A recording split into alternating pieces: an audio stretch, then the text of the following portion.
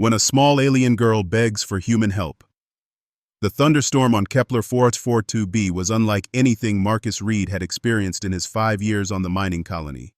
Purple lightning split the copper-colored sky as crystalline rain pelted the reinforced windows of his workshop. He hunched over his workbench, trying to focus on repairing a damaged atmospheric processor, but the storm's fury reminded him too much of that terrible day on Europa Station. Marcus had come to this remote world to forget. The failed rescue mission that cost him his entire team still haunted his dreams. Commander Marcus Reed of Earth's Elite Rescue Corps had become just another broken-down maintenance worker hiding at the edge of civilized space. The locals respected his privacy, and that was exactly how he wanted it. A tremendous crash shook the building, followed by what sounded like sobbing.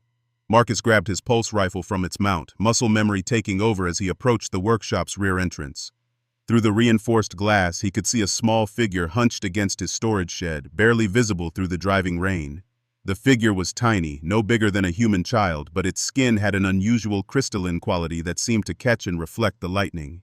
As Marcus watched, the creature looked up, revealing large, luminous eyes filled with tears and terror. It was clearly injured, one arm hanging at an odd angle, and its clothing was torn and bloodied. Against his better judgment, Marcus opened the door. The small being looked up at him with desperate hope, and when it spoke, its voice was melodic despite the obvious pain. "Please, mighty human man," the creature pleaded in accented but clear standard. "You must help me. They took my sister. They took Lyra." Marcus hesitated for a moment, then his training kicked in. He couldn't leave an injured child outside in this storm, regardless of species. He scooped up the small being and carried it inside, noting how light it felt despite its crystalline appearance.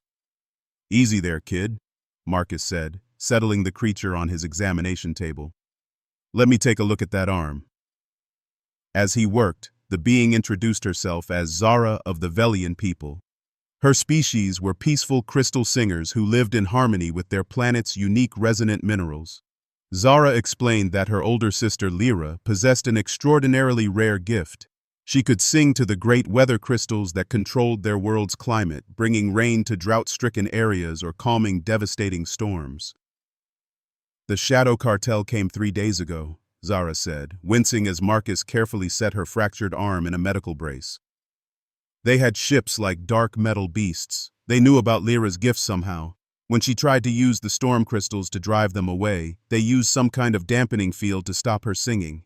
Marcus's jaw tightened. He'd heard of the Shadow Cartel, a ruthless organization that trafficked in sentient beings with psychic abilities. They sold their victims to the highest bidders as living tools, weapons, or entertainment. The thought of a young girl in their hands made his stomach turn.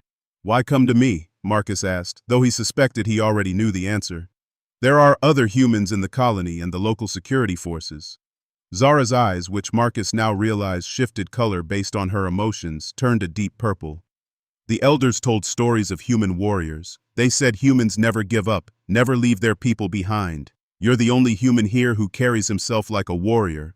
I can see it in how you move, how you watch everything." Marcus felt a familiar weight settle on his shoulders. "Kid, I'm not the hero you're looking for. I failed my last team. Good people died because of my decisions." "But you'll help anyway," Zara said with startling certainty, "because that's what humans do. You can't help yourselves." Before Marcus could respond, his communication array crackled to life. The automated distress beacon was picking up a transmission from somewhere beyond the star system. As the message played, Marcus's blood ran cold. The voice was cold, mechanical. "Attention potential buyers. The Shadow Cartel is pleased to announce the acquisition of a Class A climate controller. The subject is a young Velian female capable of planetary weather manipulation through harmonic crystal resonance. Bidding begins in 72 standard hours at coordinates transmitted separately." Zara's crystalline skin flickered with angry red patterns. "They're going to sell her like property. Lyra will die before she serves evil masters." Marcus stared at the communication device, his mind racing. Lyra wasn't just any psychic. If she could control planetary weather systems, the cartel could use her to terraform dead worlds in record time, or hold entire planets hostage by threatening their climate. It was exactly the kind of large-scale threat Earth's rescue corps had been designed to handle. "The cartel station," Marcus said slowly. "Do you know where they've taken her?" "The shadow ship travels between dead systems, but it always returns to the crying nebula." There's an asteroid fortress there, hidden in the gas clouds. The elders' songs speak of it as a place where light goes to die. Marcus walked to a sealed cabinet and began pulling out equipment he hadn't touched in years. His military-grade combat armor, advanced weapons, and most importantly, his core tracker beacon. If he activated it, Earth Command would know he was alive and operational again, but that was a problem for later. "Marcus," Zara said quietly, "why did you really come to this world? What happened to your team?" He paused in his preparations, his hands tightening on his rifle. "We were sent to rescue hostages from a space station that was being used for illegal experiments. I made a call to go in fast and hard instead of waiting for backup. The station had better defenses than intelligence suggested. My entire team walked into a trap because I was too impatient to wait for proper reconnaissance. And the hostages? We saved them, all of them, but it cost me everyone I commanded." Marcus's voice was barely above a whisper. "Sometimes I wonder if the trade was worth it." Zara slipped down from the examination table and walked over to him. Despite her injury, she moved with surprising grace. "The families of those hostages think it was worth it. The children who grew up free think it was worth it. Your team knew the risks when they followed you." Marcus looked down at the small alien child, amazed by the wisdom in her words. "How old are you, Zara?" 8 cycles by your counting. But my people mature quickly when we must." She placed her good hand on his arm. "Will you help me save my sister?" Marcus felt something shift inside him, a wall he'd built around his heart beginning to crack. This wasn't about redemption or proving himself. It was about a scared little girl who needed help and a young woman who deserved freedom. It was about doing what was right, regardless of the personal cost. "Yeah, kid," he said, shouldering his weapon pack. "Let's go get your sister back." As they prepared to leave the workshop, Zara showed Marcus her own unique abilities. Her crystalline skin could resonate with the mineral deposits throughout the asteroid belt, allowing her to sense the location and movement of ships in the surrounding space. It was a useful skill that would help them track the cartel. "There," Zara said, closing her eyes and extending her senses. "I can feel the echo of their engines in the asteroid field. They haven't gone far." The storm disrupted their departure window. Marcus checked his equipment one final time, then activated his ship's systems. The small courier vessel had been modified for long-range reconnaissance, perfect for infiltrating enemy territory. As they lifted off into the storm, Marcus realized he felt more alive than he had in years. "Tell me about your sister," he said as they broke atmosphere. "What's she like?" Zara's skin shifted to warm golden hues. "Lyra is brave and kind. She sings to the crystals every morning to bring good weather for the farmers. When I was little and had nightmares, she would sing the fear-eating songs to make them go away. She always puts others before herself." "Sounds like she raised you well." "Our parents were lost in a crystal storm when I was very young. Lyra has been everything to me: sister, mother, teacher, protector." Zara's voice hardened with determination. "I won't let them break her spirit. Humans and Velians together will show these slavers what happens when they threaten our family." As their ship disappeared into the depths of space, Marcus allowed himself a small smile. Maybe this time would be different. Maybe this time, everyone would make it home. The hunt for the Shadow Cartel had begun. Human determination meets alien wisdom. 3 days into their pursuit, Marcus and Zara had tracked the Shadow Cartel to the outer rim of the Crying Nebula. The gas clouds provided perfect cover for illicit activities, but they also made navigation treacherous. Marcus's ship cut through the cosmic fog like a blade, its sensors barely able to penetrate the dense particles that swirled around them. "There," Zara said suddenly, her crystalline skin flaring bright blue. "I can feel Lyra's resonance. She's alive, but her song is muffled, trapped somehow." Marcus adjusted their course based on Zara's direction. Through the nebula's shifting colors, a massive structure began to emerge. The cartel's fortress was built into a hollowed-out asteroid, its surface bristling with weapons and docking bays. Ships of various sizes and configurations were anchored to the structure, creating a maze of metal and firepower. "That's no simple hideout," Marcus observed, studying the tactical display. "That's a full military installation. The cartel has been busy." They watched as a transport ship docked with the main station. Through his scope, Marcus could see figures being herded off the vessel, their hands bound with energy restraints. The cartel wasn't just holding Lyra, they were running a full-scale slavery operation. We need to get closer, Marcus said, but that fortress has more firepower than a dreadnought. A direct assault would be suicide. Zara studied the asteroid's surface, her alien senses picking up details Marcus's instruments couldn't detect. The fortress is built around natural crystal formations. The cartel is using the asteroid's resonant properties to amplify their containment fields, but crystals can be made to sing different songs. Meaning? If I can get close enough to touch the asteroid's surface, I might be able to disrupt their power grid, but only for a few minutes. Marcus nodded grimly. A few minutes might be enough. We'll need to get you to the surface without being detected, then I'll have to move fast once the systems go down. They spent the next several hours developing their plan. Marcus would use his ship's stealth capabilities to approach the asteroid's dark side, where fewer sensors were positioned. Zara would EVA to the surface and locate the primary crystal nodes. When she disrupted the power grid, Marcus would have a brief window to infiltrate the fortress and locate Lyra. As they prepared for the mission, Zara surprised Marcus by producing a small crystal pendant from her clothing. "This was our mother's," she said, pressing it into his hands. "It will help you recognize Lyra's specific resonance pattern. Velian voices are as unique as human fingerprints." The crystal felt warm against Marcus's palm, and he could swear he heard faint music emanating from its structure. "Zara, what if something happens to me in there? What if I can't get back out?" The young Velian looked at him with ancient eyes. "Then I'll come in after you. That's what family does." Marcus felt a lump form in his throat. Somewhere along the way, this brave little alien had become more than just a mission objective. She'd become the sister he'd never had. Their approach to the asteroid went smoothly. Marcus's modified ship slipped through the cartel's sensor net like a whisper, and Zara's EVA suit protected her from the nebula's radiation as she made contact with the crystal formations embedded in the asteroid's surface. The moment her hands touched the ancient minerals, Zara's body began to glow with an inner light. She sang in the complex harmonies of her people, her voice somehow carrying through the vacuum to resonate within the crystals themselves. The asteroid began to vibrate, and Marcus watched his instruments as the fortress's power readings fluctuated wildly. "Now!" Zara's voice crackled over the comm. "I can't hold this long." Marcus launched himself from the ship in a powered suit, using micro-thrusters to navigate to the fortress's maintenance airlock. His military training took over as he breached the outer defenses and slipped into the station's corridors. The interior of the fortress was a nightmare of jury-rigged technology and crude living conditions. Marcus moved through the maze of passages, following the crystal pendant's increasingly strong resonance. The sound of voices led him to a central chamber where he found something that made his blood boil. Dozens of beings from various species were trapped in energy cages, their faces hollow with despair. Humans, Velians, and species Marcus didn't recognize were all being held as merchandise. At the center of it all, suspended in a specially designed containment field, was Lyra.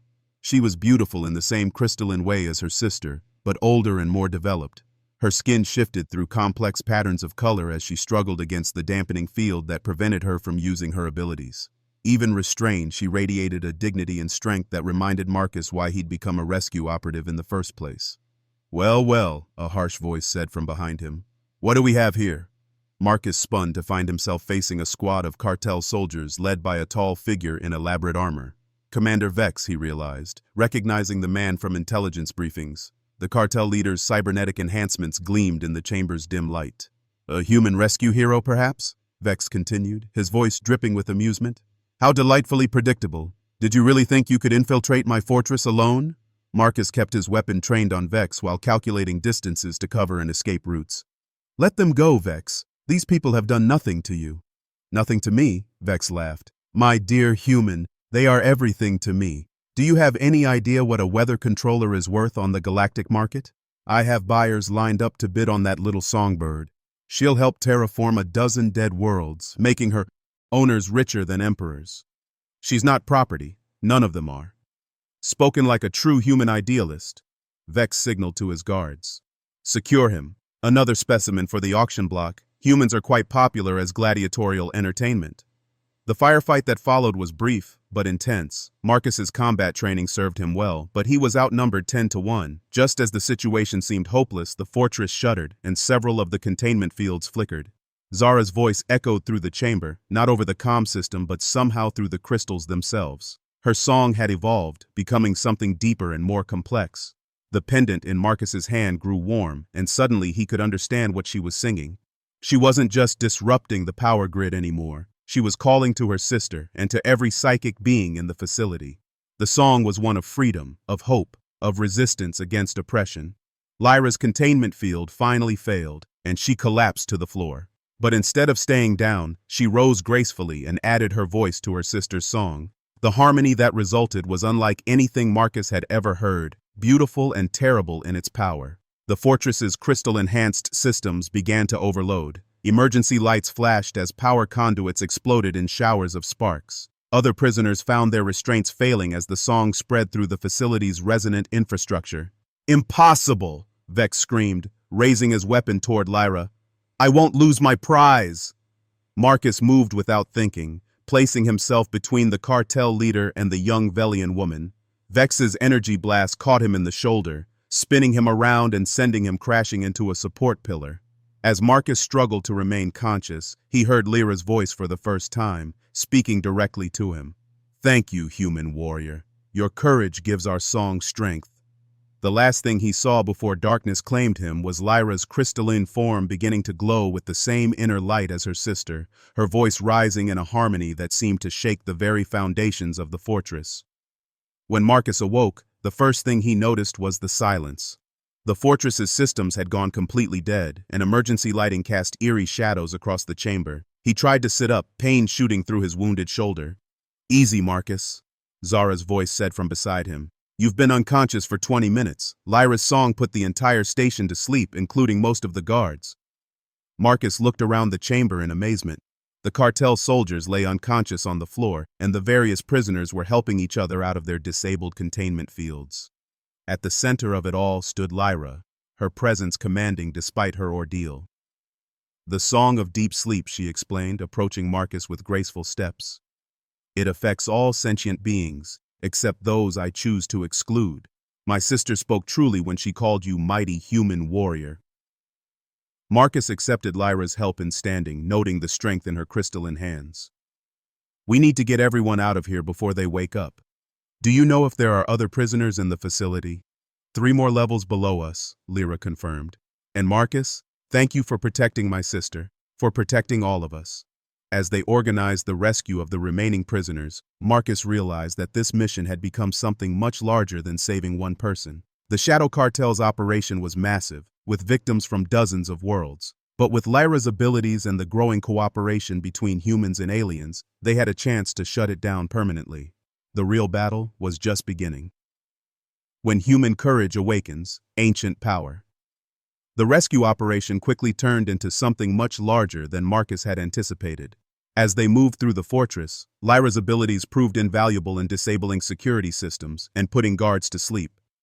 But with each level they descended, the scope of the cartel's operation became more horrifying. "By the crystals," Lyra whispered, as they discovered a laboratory filled with experimentation equipment. "They've been studying us, trying to replicate our abilities artificially." Marcus examined the research data, his face grim. "They're not just slavers. They're trying to mass-produce psychic abilities. If they succeed, they could create an army of artificial telepaths." The freed prisoners had organized themselves efficiently under Lyra's gentle leadership. Humans worked alongside aliens of various species, all united by their shared experience of captivity. Marcus found himself impressed by how quickly species barriers dissolved when people had a common purpose. Zara stayed close to her sister, but Marcus noticed she kept glancing at him with concern. His shoulder wound was worse than he'd admitted, and the blood loss was beginning to affect his coordination. "Marcus," Zara said quietly as they prepared to assault the final level, "your life song is growing faint. You need medical attention." "After we finish this," Marcus replied stubbornly. "Too many people are counting on us." They reached the fortress's core level to find it heavily defended. Unlike the upper levels, these guards were awake and alert, protected by some kind of psychic shielding that made them immune to Lyra's sleep songs. Commander Vex's personal laboratory and control center lay beyond a corridor filled with automated weapons and elite soldiers. "This is it," Marcus said, checking his remaining ammunition. "The command center controls the entire operation. If we can take it out, we can disable their slave network across the galaxy." "There are too many guards," one of the freed prisoners pointed out. Even with Lyra's abilities, we can't fight through that many armed soldiers. Marcus was about to respond when Zara stepped forward, her young face set with determination. There is a way, but it requires the old songs, the deep harmonies that haven't been sung since our people first came to the stars. Lyra's crystalline skin shifted to concerned purple. Sister, those songs are dangerous. They can burn out a singer's abilities permanently. Only if sung alone, Zara replied. But if we sing together, and if our human friends add their strength to ours. Marcus felt the crystal pendant growing warm against his chest.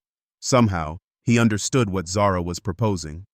You want to create a harmony that includes human willpower alongside Velian crystal singing. Humans have something unique, Lyra explained, her voice filled with growing excitement. Your species possesses an unusual resistance to psychic influence, but also an ability to amplify the mental abilities of others through sheer force of will. The old songs speak of partnerships between crystal singers and mind warriors from beyond the stars. Marcus looked around at the other humans among the freed prisoners. There were about a dozen of them, ranging from merchants to explorers to former military personnel like himself. What do you need us to do? Zara and Lyra exchanged a look, then began to sing. Not the simple melodies Marcus had heard before, but something deep and complex that seemed to resonate in his bones. The crystal pendant against his chest began to vibrate, and suddenly he could feel the harmony calling to something inside him. Don't fight it, Lyra said, her voice somehow carrying through the song. Let your determination flow into our music. Think of everyone we're trying to save. Marcus closed his eyes and focused on the mission, not just Lyra and Zara, but all the prisoners still trapped throughout the galaxy. He thought of his fallen team members, of the hostages they'd died to save, of the principle that no one should be left behind. The other humans joined in, not with their voices but with their will. Marcus could feel their determination joining his own, flowing into the crystal harmony that the sisters were weaving. The song grew stronger, more complex, until it seemed to fill the entire fortress. The effect was immediate and dramatic. The automated weapons began to malfunction, their targeting systems confused by the psychic resonance. The elite guards stumbled, their protective shielding overwhelmed by the combined force of human determination and Velian harmony. But something else was happening. Marcus felt his consciousness expanding, touching the minds of every sentient being in the fortress. He could sense their fear, their pain, their desperate hope for freedom. And through the crystal network that honeycombed the asteroid, he could feel something vast and ancient stirring to wakefulness. The old fortress, Lyra gasped, her voice strained by the effort of maintaining the song. It's built on a sleeping song crystal, one of the great vessels our ancestors used to cross the void between stars. Marcus understood. The Shadow Cartel had unknowingly built their base around a dormant Velian ship, a massive crystal construct that had been waiting for the right harmonic key to reawaken it. Their combined song was providing that key. Commander Vex's voice echoed through the fortress's communication system, distorted by rage and desperation. Whatever you're doing, stop it now. The structural integrity of the entire facility is compromised. Good, Marcus muttered, pouring more of his will into the harmony. Let it fall. The awakening song crystal began to reshape the fortress around them. Walls flowed like liquid, creating new passages while sealing off others. The cartel's crude additions to the structure were being rejected and expelled, but the areas where prisoners were held were being reinforced and protected. Through his expanded awareness, Marcus could sense Vex and his remaining guards fleeing toward their escape ships. Part of him wanted to pursue them, but he realized it wasn't necessary. The crystal was downloading the entire cartel database, transmitting coordinates and intelligence to Velian enclaves throughout the galaxy. The Shadow Cartel's network was being systematically dismantled. Marcus, Zara's voice seemed to come from very far away. The song is complete. You can let go now. He opened his eyes to find himself surrounded by crystalline walls that pulsed with gentle light. The fortress had been completely transformed, becoming something beautiful and alive. The freed prisoners stood in wonder, many of them weeping with relief. Lyra approached him, her face glowing with gratitude and something deeper. You did it, Marcus. You helped us save not just the prisoners here, but countless others across the galaxy. Marcus swayed on his feet, the blood loss and psychic exertion finally catching up with him. Just doing my job, he said with a weak smile. No, Zara said firmly, supporting him as his knees buckled. You did much more than that. You proved that different species can work together, that human courage and alien wisdom can create something greater than either could achieve alone. As medical help arrived from among the freed prisoners, Marcus felt a profound sense of completion. For the first time since losing his team, he'd been part of something that succeeded without tragic cost. Everyone had made it home. In the days that followed, as the ancient Velian ship Crystal carried the rescued prisoners to safe harbors throughout the galaxy, Marcus found himself recovering in a medical bay that adjusted itself to his human physiology while playing soft crystal harmonies that accelerated his healing. Lyra visited him often, bringing news of the cartel's collapse and the network of safe worlds being established for refugees from the slave trade. But mostly, she just sat with him, their friendship deepening into something that transcended species barriers. "What will you do now?" she asked one day as Marcus was cleared for full activity.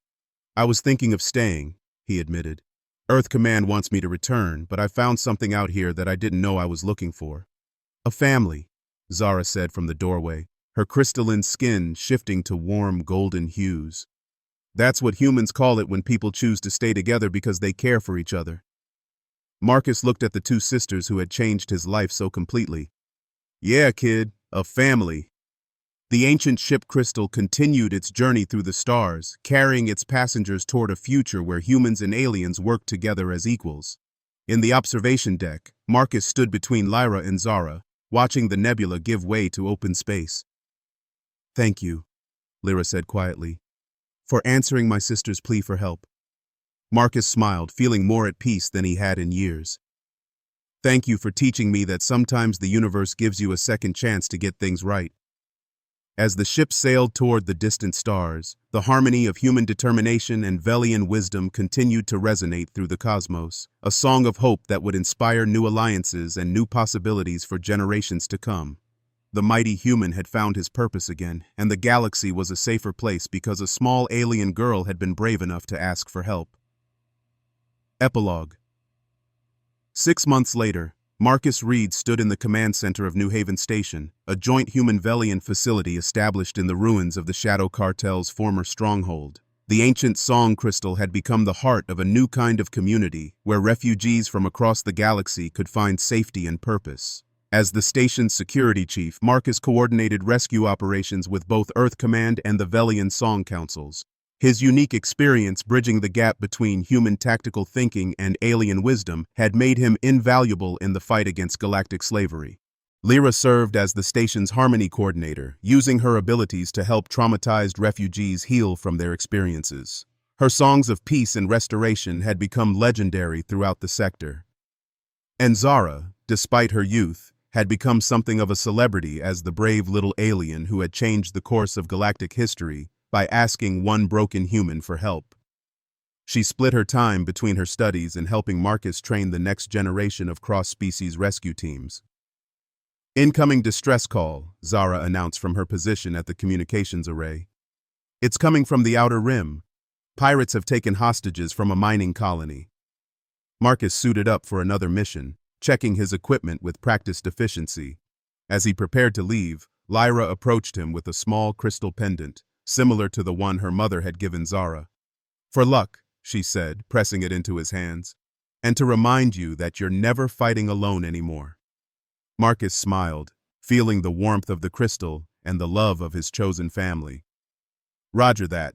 Tell Zara to keep monitoring the communications array. We'll be back soon." "We always come back," Lyra agreed. "That's what family does." As Marcus's ship launched into the star-filled void, the ancient harmony of human courage and alien wisdom continued to resonate through the cosmos, a testament to what could be achieved when different species chose to stand together against the darkness. The mighty human and his alien sisters had started something beautiful, and the galaxy would never be the same.